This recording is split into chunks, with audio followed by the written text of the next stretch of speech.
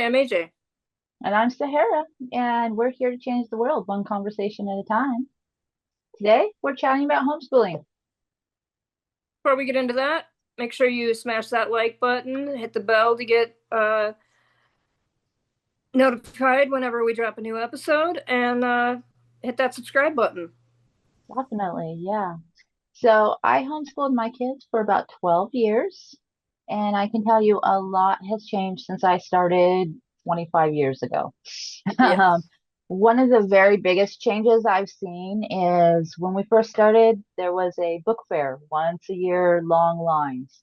Now, like with the advances of the internet, not so much. Those book fairs have disappeared. We're acquiring our curriculum online instead of that once a year time. I think right. you even have a game coming out that is kind of in that genre. Yeah, actually, it was released about 8 years ago on the App Store, but we are now Okay. we revamped it, added more modes to it. It's basically a math game. It's kind of like asteroids, but you're given an equation, and then you're given a set of answers, and then you've got to shoot the right answer. And you get so many turns to get the right answer, and you level up. And the further you level up, the more modes you unlock. And it's been a very popular game on iOS, so we're actually releasing it for Steam here pretty soon. Okay. And Okay, awesome. it's called Galactus Math Blaster. I'm going to show a promo here right quick, so show everybody what I'm talking about.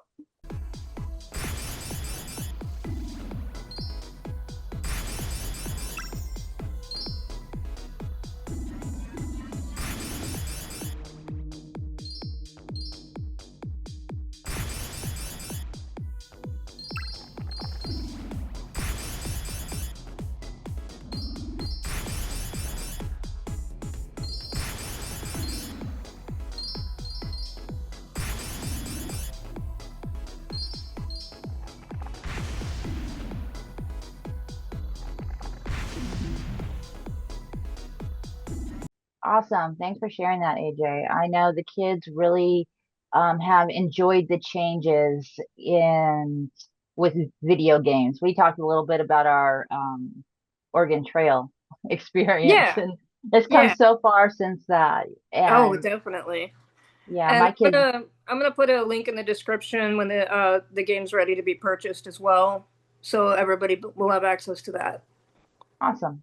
So yeah, I Oh, mean, there's a lot of educational games out there that are great for teaching your kids, and I'm sure they're beneficial for homeschooling too. I've never really personally done it, but I know during COVID, it was kind of like parents were forced to because the schools were all getting closed down and all the kids were home, and for a while there, they weren't being remotely taught. It was the parents having to teach the kids, and I know you raised your kids that way, so like you want to give some insight on, the school system and development in homeschool? definitely. Yeah. It really did take a big upswing that they were unprepared for during COVID. I will tell you Oh yeah, that's for definitely. certain. But one of the online resources that I've been watching actually for the last 25 years is Khan Academy. And Okay. that's one I'm hesitantly recommending still these days because they do want to offer everyone free education. The resources he's built when he was just starting when I just started. There was a class or two, Right. and it's grown hugely. I was just looking at it now, and they're using an AI agent that you can subscribe to, which I find very intriguing and interesting. Look into it.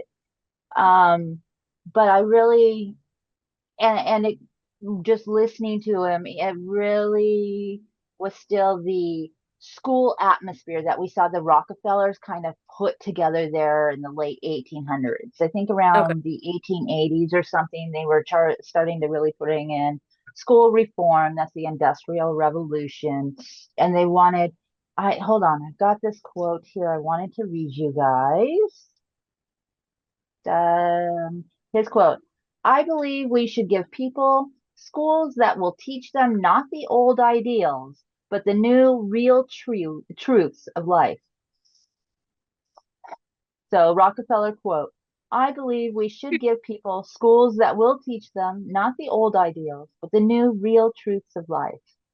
And it was around that time he started donating money, about 180 million, which would be about Oh wow. 5 billion, I'm sorry, now today, to start Right. remaking and redeveloping the public school system. And if as we're looking at that conformity, order, job skills, standardized testing is a huge thing. It's a huge question a lot of people have about homeschooling. Mm-hmm. And he, oh, I have the number here. 250,000. No, no, that's a different one. 300,000 towards standardized testing that he put towards putting that in there. So then those tests, and if you think back about when you were standardized test, your eighth grade test, your third grade, your fifth grade, Right. it really focused on job skills. Mm-hmm. hmm And obedience, organization, being Yep. within those lines. When I was homeschooling, we had our standardized tests, and one of our other homeschool moms said, yeah, she got the question about winter wrong for kindergarten because she hit rain and not snow. Well, where we lived, it rained for winter and there wasn't snow that happened. So for her, that was her truth. Right. And so it's really just an interesting thing. I don't want to get too much into it, but I do want to mention it was a big change. That $250,000 number I threw out earlier, that's the money he put towards, it's called the Flexner report. And if you look at what that Flexner report is, it completely changed how our medical training was done and what Okay. happens in the medical field now. He took herbalism out because you can't make money off of herbalism. The whole, as we look at it in this development in the system, he really was looking at the economics of everything and driving economics, not driving the well-being of our children. And so Right. that's really where our school system, at least here in the US, is derived from. And there are so many other ways to educate our well-being, our person, our little ones. Right. So in homeschooling, you do have to take standardized tests Hmm. every year. Well, every state is different. So if Okay. you are considering homeschooling, look up your state. It should be a real easy look up. Look at those laws. Some places you just have to do a portfolio and you have to Okay. show that way work of your children and what they've been doing. Other places you take tests at the same time as maybe the public school kids, the standardized test. We had to do that in pivotal grades of third, fifth, and eighth grade, I believe. And you had Right. to score pretty low to raise any red flags. Right. Normally going into them, I knew where my kids were going to fall. I knew their strengths and their weaknesses. Right. But I don't know if you remember. I remember just that thought of knowing teachers teaching to the test. And that's kind of Yeah. where that comes from. Teachers teaching to the test, for the standardized test, instead of really immersive education in real world activities that's really Right. going to get you somewhere. That's really going to absorb. And kids are like sponges, they absorb things so well. So when it comes to the standardized testing, do you have to have like a proctor present or anything? Um, every state is probably different. What Okay. we had to do, you could go to like your local um department, education department, there we go. And they could provide it for maybe the cost of the test, I'm not sure. I went in with a group of friends and we had a tester that we would pay, and she would have a group of kids and they'd come Okay. maybe all week and a playground in the back and snacks. And since Right. they were with their peers and people and somebody we just had were connected and could trust, we left. I didn't No. stay during that testing time. Parents weren't really necessarily welcome there, but if you felt uncomfortable, I'm sure you could do more private kind of things so then your kid's not. I mean, there were options. Okay. Definitely. Yeah. When it Yeah. For like curriculum, I know you mentioned like life experience type of education. What kind of curriculum would you suggest if people are looking to homeschool their kids? I would suggest you hit the library and you research. There are so many different like ways. I really, since starting 25 years ago, through my 12 years of experience, have come to coin the phrase individualized education. And I Okay. really think we need to look at individuals more as that individual. What are your talents? What are your gifts? What are your strengths? Let's build those. Oh, what are your weaknesses? Okay. We need to work on those too. We can't ignore those. We have to work a Hmm. little harder on those, actually. Um, John Holt wrote several things, late 70s, I believe. He was a big proponent of what's called the unschooling movement. I think he kind of got Okay. that ball rolling and started the unschooling, joyful learning, and Hmm. those things. I was really drawn to this unschooling movement. My daughter had experienced kindergarten and first grade, so she had an idea of what school should look like already. She loved making her schedule. Through my experience, what I found worked best for us were unit studies. Okay. So I would still make sure we had our math textbook. Okay. That because that's where her weakness was, my son's strength was. And math is really Hmm. rather important to get those basic arithmetics. Oh Reading yeah. skills, you get books out and read. I'm pretty good in grammar. My daughter is wonderful in spelling. I don't know how that happened. But I loved unit studies, and what a unit study would be is if we're going to study insects. When we started our homeschooling career, we really started with insects, entomology, and botany, plant life. And plant life has really stuck with us for a long, long time. There are so many Hmm. different bugs out there, so many insects, but that's science right there and looking at all of that. But then when you go into your reading and your writing, you're reading books about bugs. You're doing Hmm. creative writing or different writing assignments about your insects. You're getting all of that in. You're Okay. looking at just every subject within this one bigger subject. So then it kind of brings it all together. Yeah. Okay. Yeah. Unit studies were really one of my favorite things. And that is one thing I do really recommend for people. Okay. What would you do for like a PE class or something like that? Well, they're kids. They run around a whole lot. This is very true. But I mean, get them involved in sports. And another big thing we always heard was socialization. How are you going to socialize? Man, we had to learn to say no because we got too much socialization. And Well, one thing I, that raises another question when you mentioned sports. Do you have to like register with a certain school when and you're state to homeschooling? state to state, it's different. Where we Okay. were, no, they just had to. One of the things I have seen, if they're going into sports, they may have to take that standardized test every year or do a little bit of different things in that way, just to Okay. make sure that they're staying in and such. But yeah, we used to go to our local pool. I think my Okay. daughter did 1 year of soccer. She didn't really like it. I didn't know she wanted to do softball. She would have been doing softball.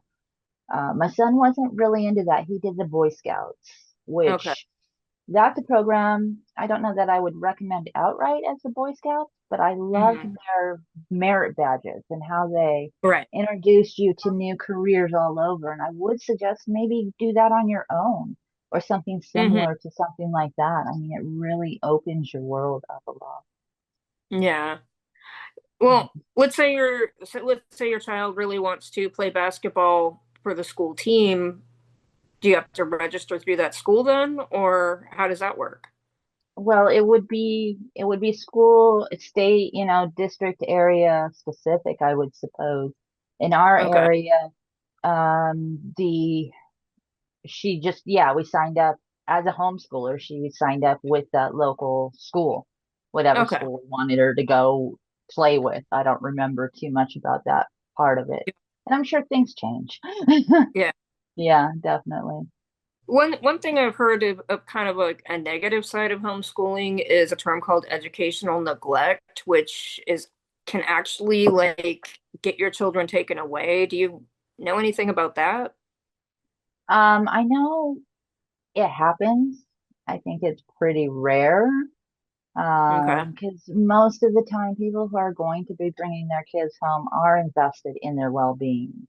Somebody, yeah, it can happen. I'm Okay. sure. I mean, just as much as somebody else who is in public school can be neglected. Right. Yeah, yeah. I mean, unfortunately, that really can be, and that's where we would have to rely, I would think, on our community around us to be paying attention to what's going on, with kids, with minors. And how do they mandate, like, is it just through the standardized testing or what? How do they mandate where your child is and where they should be as far as their education level? Well, I mean, that's state. It fluctuates state to state, definitely, Okay. definitely, yeah. And when we're talking about like the level, that's just a made up thought to me, anyways. Right. The standards, like really, what conformity goes back to conformity. What Right. standard are you really looking at? What skills are you looking at? Why does a fourth grader need to know these things? Hmm. Where my grandson, we moved recently and he was meeting the new kids in the neighborhood, and I look out back and they are eating weeds out of the yard because he can identify so many different plants that are safe to Wow. eat. How That's many other impressive. 7-year-olds, 6-year-olds, he was 6 at the time, 6-year-olds Right. know these things? Like, I just dropped him off in an outdoor camp that he's doing 3 different weeks of this summer. He really loves it. And as we're driving by, Staghorn sumac is blooming right now. One of his favorite edibles to identify. I don't know that he really likes to eat it, maybe a little bit because it's sour. But we had to stop and pick some for his favorite camp counselor, the wildflower bouquet. And he really wants to, and he's striving to become a plant expert. I mean, I would Okay. say when we're looking at the American education system, right now we're somewhere between 12th and 16th in the world, where we probably spend more than anyone else in the world. What is our 17,000 per student or something? Right now, Hmm. it's gone up this year even more Right. than it has been. So we outspend pretty much everyone in the world, yet most of us only speak one language. This is very true. And they show compulsory schooling, as it's been through 1 to 2 generations, those cultures where had been speaking 5, 6 or more languages now only speak one language. And this is worldwide. Right. It's it's not necessarily joyful learning. It's not immersive learning. You're learning about, not learning in. You're learning from textbooks instead of real world situations. Right. My daughter's now the second generation. I've been following, I'll leave her link down below. Not my daughter, this other Yeah. homeschool, second generation homeschooler that I've been following lately. And she's talking about learning from the classics. And she did something really similar to me where math, that create, core curriculums of math kind of are there. But then we're Hmm. opening up the classics and doing more of a unit study style from real good, solid books. Going to the library, reading books, letting the children lead the projects. What are they interested in? What are they? Legos in itself. Legos are to scale. You can build an engineer by just letting them play with Legos and Oh, getting some yeah. books. There are tons of books out there to Yep. help you with that. And another thing is my kids got older. I wasn't going to be teaching high school math. Right. We couldn't find frogs, so we dissected little pinkies. I did that with our little co-op of kids, and we did those Hmm. things. And so you can do those more sciencey things. You can order frogs offline or Right. those things, but We got together in one of our co-ops and hired, he was some kind of genius math professor guy. And once a week, the kids would get together and he had them at their level for math and he'd go around and make sure and they help them and they just go through their stuff. And Hmm. in order to afford that, we split that cost and he got paid well. So That just makes because sense. you're homeschooling doesn't mean you sit at home. Get out into the museums. We had an art museum in our area once a month on Fridays. It was free entrance. Most Hmm. places have museums. Most places have libraries. And right now, summer reading programs are taking off. They're amazing. Yeah. And the school system is really focused not just on those job skills, just on these things, not on creativity, not on free form thinking. And more, we're seeing AI taking over in that. Like you were talking about last week in the fifth grade class near you, where it's going to be completely Yeah. AI teachers. Like I have a lot of questions. How are they Yeah, me really too. going to? Come on now. I have a lot of questions. That scares me. Right, a little bit. Yeah, I guess it's looking at what is your primary goal in educating your kids. And that's Yeah. one thing I really recommend parents do when they're deciding to homeschool is sit down, write yourself a mission statement. Figure out what is your mission? What is your goal? What are you trying to do here? Who are these kids you are educating? Hmm. My son loved to climb trees. There was one day he came in and he said, Mom, I was about right there before I fell to there and caught myself. I said, Good, you're not bleeding. You didn't break anything. Be more careful when you climb the tree. He grew up to be a tree trimmer. He's up and climbing those trees and cutting trees. It's something he loves. I wasn't Yeah. going to take that away from him because I loved it as a child. Right. He went in. He ended up going to high school, and did welding, which I was going to. I wasn't homeschooling him at the time because of life, but if I had continued to be there, he was going to go and take that welding class. He was going to go into, in our area, you could go into the public schools and take advantage of classes. That's another thing my daughter did in middle school also. I sent her Right. to a math class and a science class. She loved that science teacher. She was like Miss Frizzle. It was amazing. And I was just starting to homeschool my son and really wanted to give him some focus. And like I said, she remembered school, so she wanted to go back and be social there. Right. And she also, there was a charter school in our area. She spent a year at the charter school. So just because you're homeschooling doesn't mean you are stuck doing this or you're stuck doing it by Right. yourself. There are a ton of Right. options. And the public school system, at least in my case, was still open for me. I don't know every state, but my state it was. Right.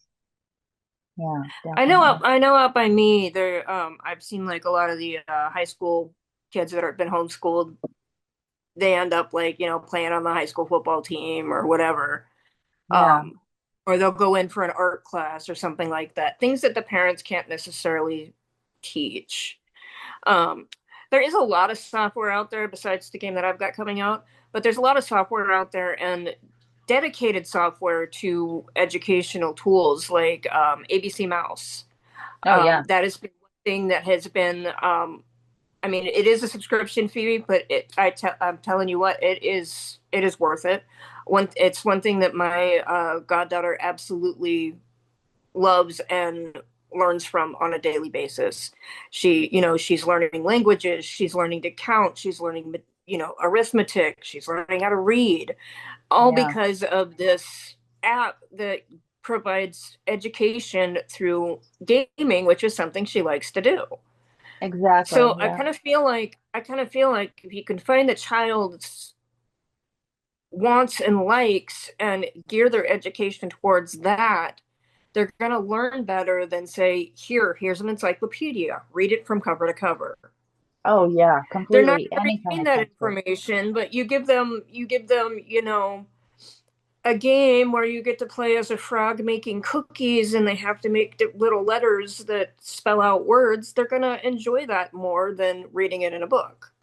Definitely, definitely. I think so. And that's one thing I mentioned Khan Academy earlier, and they go K through 12 and probably higher. I think they have some adult education now. A Mm-hmm. lot of videos, but I believe games in the younger, but they're a non-subscription.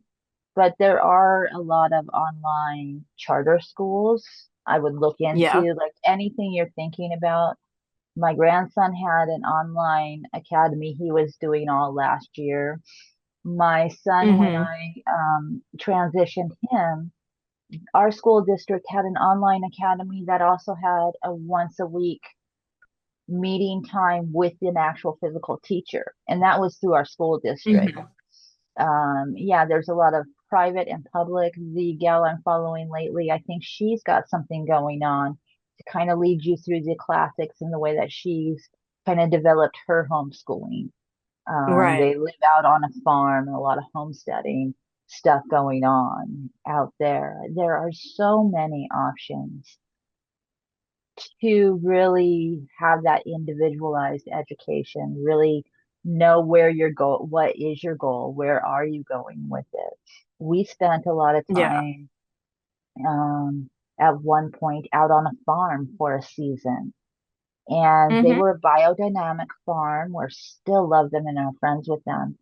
So they were doing their best to not use motorized vehicles. So when we got out there, he had a couple of big cow oxen. They weren't oxen, but they were kind of like, and he was trying to train them and do the plowing like that. And we got our Right. hands in the dirt and a lot of different things, just those values.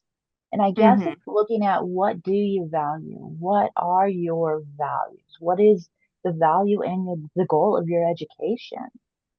Right. And one of mine was that my children know how to learn. Because if they learn how to learn, they can learn anything they're interested in doing into the future.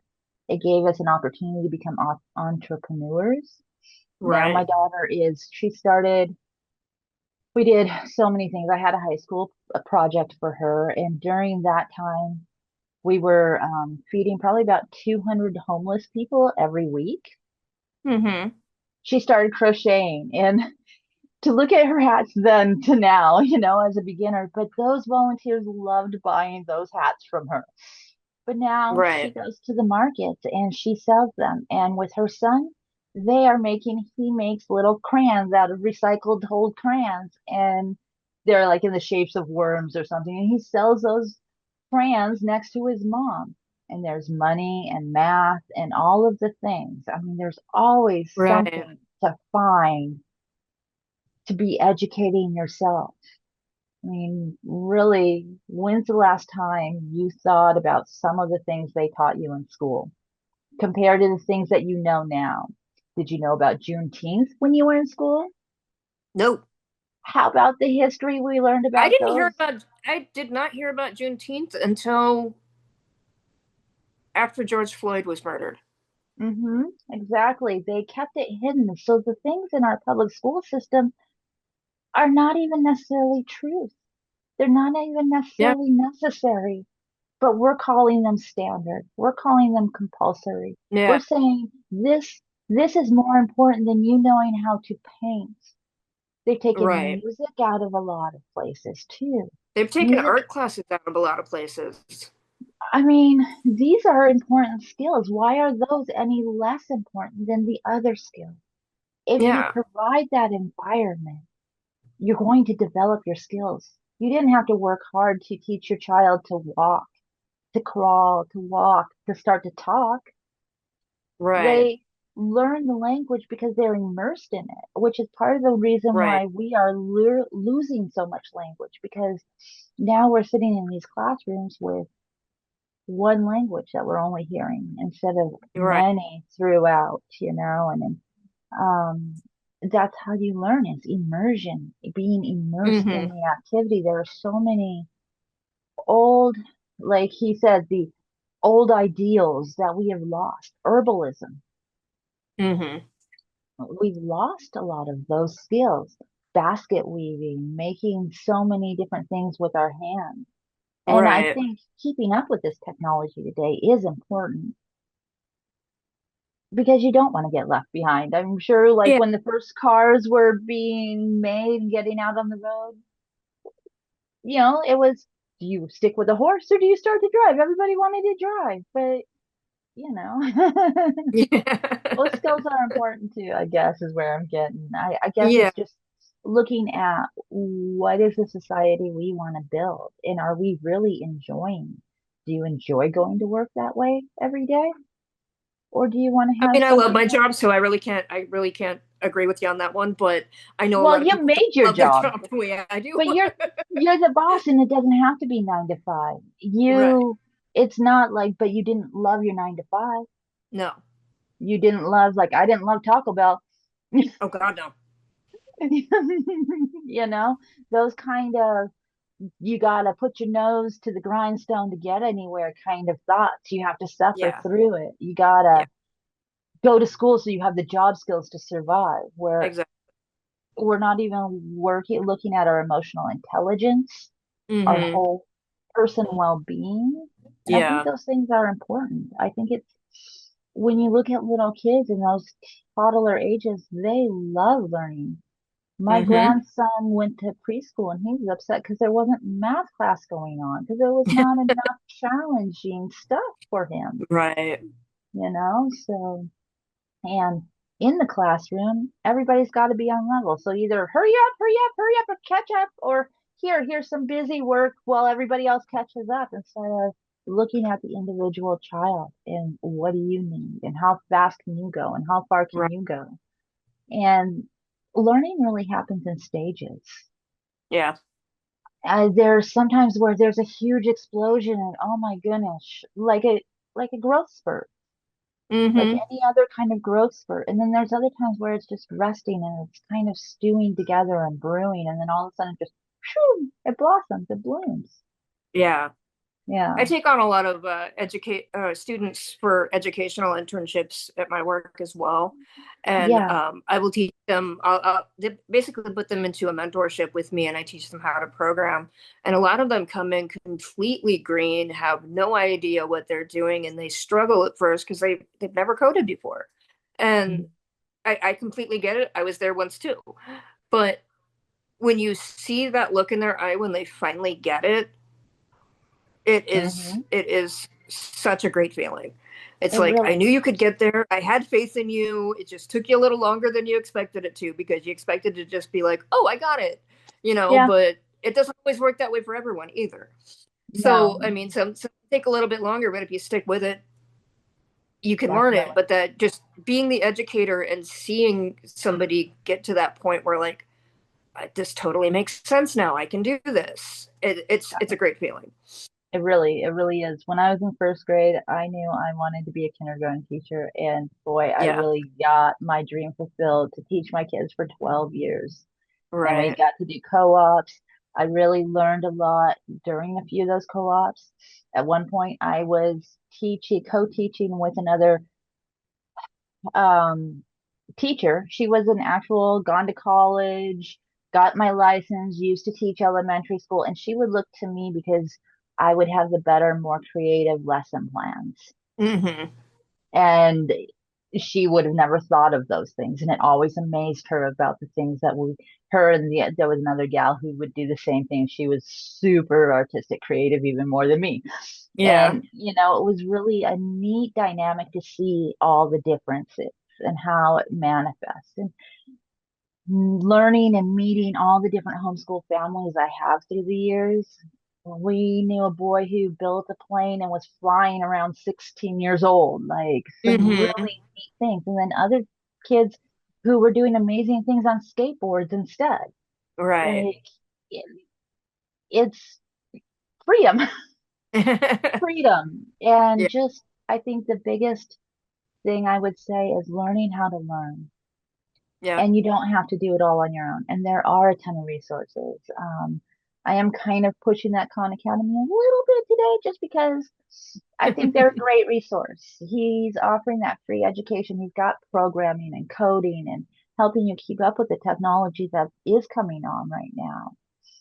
And a lot of those math. MIT is another one that actually offers free courses when you're getting that high into education. You can go get an MIT education for free. I was just Right. scrolling and noticed NASA has some educational resources, projects, and things you can do on their website as well. There's actually a lot of colleges that are doing that now, especially like the bigger schools like MIT. I believe Harvard and possibly Yale are also offering free courses Okay, that you can basically just take online. And I mean, you're not paying for them, but you're not getting credit for them either. It's just you're exactly. getting an education. Um, Most the colleges lead, allow you to go in and audit a class for free as well, like physically right? sit there and audit it. So we can do that as well. That's another Yeah. opportunity. So, when it comes to like the legalities of you need a high school diploma to do this, that, or the other, or maybe be, when you want to join the military, how do you go about that with homeschooling? Oh, well, you could always do your GED.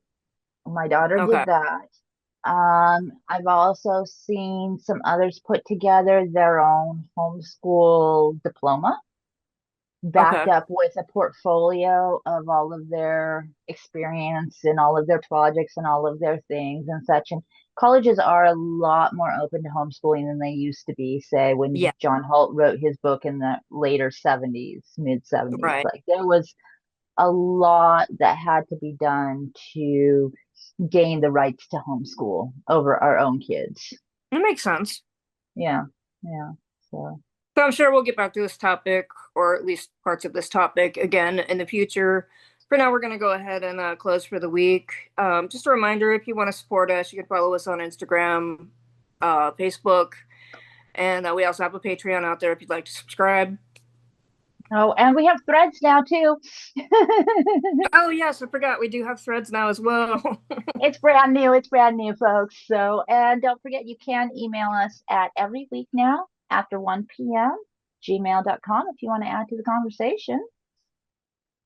Yeah, and new episodes drop every week after 1 p.m. on Thursday, Thursdays. unless you're with us on Patreon, then you get it on Tuesday. Yeah, it's true. Um, so we'll see you next week for another life-changing conversation. Talk to you guys next week. Bye, guys. Bye.